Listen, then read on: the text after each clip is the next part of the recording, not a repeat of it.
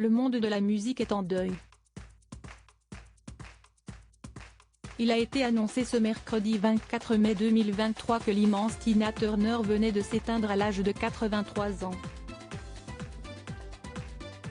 Si la reine américaine du rock a connu le malheur avec Ike Turner, ces dernières années ont été embellies par son mariage avec Ervin Bach, qui lui a donné la plus belle des preuves d'amour.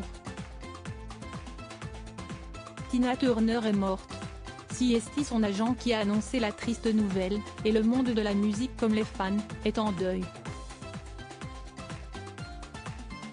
La chanteuse avait 83 ans et avait vécu, au fil de son incroyable vie, de très nombreuses et douloureuses épreuves. Parmi elles, les années de calvaire aux côtés de Ike Turner, qui la bat jusqu'à ce qu'elle ne souhaite plus qu'une chose, mourir. On pense aussi au suicide de son fils Craig, ou la mort de son fils Ronnie en 2018 à l'âge de 62 ans. Des douleurs terribles, de celles dont on ne se remet jamais. Heureusement, celle qui était simplement née à Namaebullock à Nutbush dans le Tennessee avait aussi connu de très vifs instants de bonheur. Elle en devait un certain nombre à son dernier époux Ervin Bach, épousé le 21 juillet 2013 devant une centaine de convives, et avec lequel elle coulait ses dernières années des jours heureux dans leur résidence de Zurich. La chanteuse avait même pris la nationalité suisse. « Je ne peux pas imaginer un meilleur endroit pour vivre », avait-elle expliqué.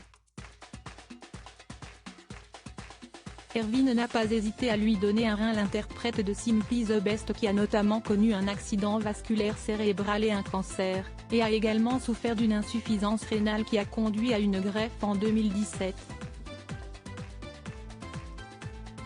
Et CST, son mari Ervin, qui lui a offert ce rein qui lui faisait défaut, une opération risquée pour les deux amoureux mais que Ervin affirmait ne pas regretter dans le documentaire consacré aux adieux à la scène de la reine Tina. Les conséquences de mon ignorance ont bien failli me tuer. J'ai alors découvert quelque chose d'extraordinaire à propos d'Erwin, il ne m'a jamais reproché mes erreurs. Au lieu de ça, il a été loyal, gentil et compréhensif.